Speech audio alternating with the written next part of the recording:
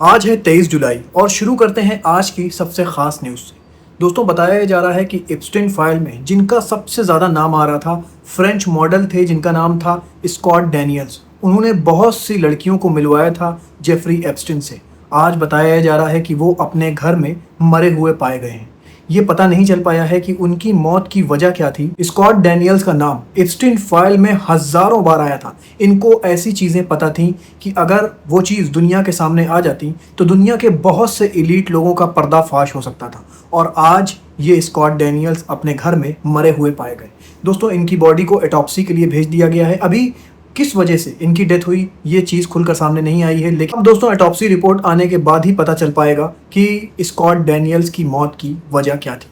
दोस्तों इनके पास ऐसी इंफॉर्मेशन थी कि अगर वो इन्फॉर्मेशन दुनिया के पास आ जाती तो दोस्तों बहुत से लोग जो इस वक्त वाइट कॉलर बन के घूम रहे हैं तो उनका पर्दाफाश हो जाता। स्कॉट डैनियल्स ने, जो कि फ्रेंच मॉडल था, इसने बताया जा रहा है कि हजारों की तादाद में लड़कियों को मिलवाया था जेफरी एप्स्टीन से, और वो लड़कियां फिर एप्स्टीन आइलैंड पर जाती थी और वहाँ क्या क्या होता था मुझे आपको बताने की ज़रूरत नहीं है। इस फ्रेंच मॉडल से उन एलीट लोगों को बहुत ज़्यादा खतरा था। तो हो सकता है कि स्कॉट डैनियल्स की मौत में उन्हीं लोगों का हाथ हो जो जेफरी एप्स्टीन के साथ बहुत ख़ास रिलेशनशिप रखते थे और एप्स्टीन आइलैंड पर जाते थे, और इस स्कॉट डैनियल्स को उनकी सारी जानकारी थी और आज स्कॉट डैनियल्स को खामोश कर दिया जाता है। मैं खबर आपको इजराइल की बता दूं। इजराइल के प्राइम मिनिस्टर बेंजामिन नेतन्याहू ने आज एक प्रेस कॉन्फ्रेंस के दौरान कहा कि इजराइल के सामने जितने भी खतरे थे हमने उन खतरों को पीछे धकेल दिया है, और उन्होंने कहा कि इसमें हमको बहुत ज़बरदस्त कामयाबी भी मिली है। उन्होंने कहा कि with the help of God we will secure the eternity of Israel, मतलब कि हम लोग आगे भी इजराइल को ऐसे ही सिक्योर करते रहेंगे, ऐसे ही प्रोटेक्ट करते रहेंगे। ये कहना है बेंजामिन नेतन्याहू का। अब मैं खबर आपको पाकिस्तान से बता दूं। पाकिस्तान एक मीडिएटर का रोल निभा रहा है। ईरान और अमेरिका की जो बातचीत हो रही है उसमें बहुत अहम रोल निभा रहा है पाकिस्तान।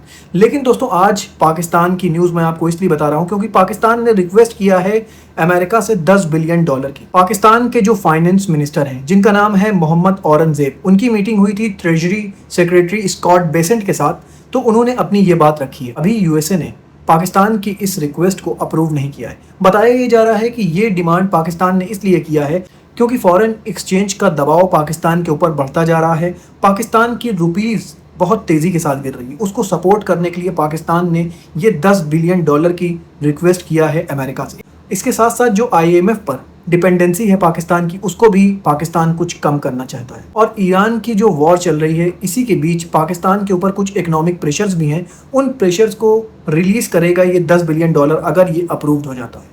अब मैं न्यूज़ आपको ईरान की बता दूं। ईरान के पार्लियामेंट मेंबर गालिबाफ ने आज प्रेस से बात करते हुए कहा कि इस वॉर की इक्वेशन बहुत ज़्यादा सिंपल है कि आइदर ऑल और नन, मतलब कि अगर आप हमको ऑयल नहीं बेचने देंगे तो हम दुनिया में किसी का भी ऑयल कहीं भी निकलने नहीं देंगे। हम इस स्ट्रेट ऑफ हॉर्मूज को कंट्रोल करेंगे। और यूएसए जो ये सोच रहा है कि स्ट्रेट ऑफ हॉर्मूज फिर से पहले की तरह हो जाएगा जैसे कि वो वॉर से पहले था, तो मैं पहले भी ये कह चुका हूँ और ईरान पहले भी ये कह चुका है कि अब स्ट्रेट ऑफ हॉर्मूज पहले की तरह नहीं रहेगा जिस तरह वॉर से पहले था। अब स्ट्रेट ऑफ हॉर्मूज पर चार्जेस लगेंगे, टोल फीस लगेगी और उसको ऑपरेट ईरान करेगा। और ईरान की अगर सिक्योरिटी के ऊपर कुछ खतरा आता है तो ईरान किसी को भी सिक्योर नहीं रहने देगा। दोस्तों ये कहना है गालिबाफ का। अब मैं खबर आपको रशिया और यूक्रेन की बता दूं। आज यूक्रेन के प्रेसिडेंट ज़ेलेंस्की एक लाइव में सामने आते हैं और लोगों से कहते हैं कि पुतिन के इनर सर्किल ने ही मुझे ये बताया है कि इस वॉर के पूरे जिम्मेदार